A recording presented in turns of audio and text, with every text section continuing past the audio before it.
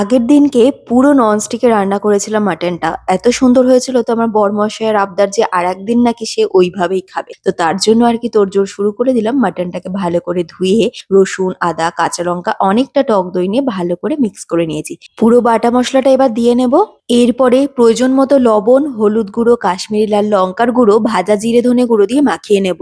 আর দিয়ে দিতে হবে বেশ খানিকটা সর্ষের তেল। এরপর চেষ্টা করতে হবে মিনিমাম ১ ঘন্টা যেন মাংসটা ম্যারিনেট করা যায়। এরপরে আলুগুলোকে বড় বড় করে কেটে লবণ দিয়ে বেশ লাল লাল করে ভেজে নিয়েছি। এবার এই তেলে জিরে, তেজপাতা, শুকনো লঙ্কা, জায়ফল আর কিছু গোটা গরম মসলা ফোড়ন দিয়ে গন্ধটা ছড়িয়ে গেলে তার মধ্যে পেঁয়াজ দিয়ে পেঁয়াজটাকে ৫-৭ মিনিটের জন্য ভেজে ম্যারিনেট করা মাংসটা দিয়ে নেব আর দিয়ে দিচ্ছি ২টো গোটা রসুন।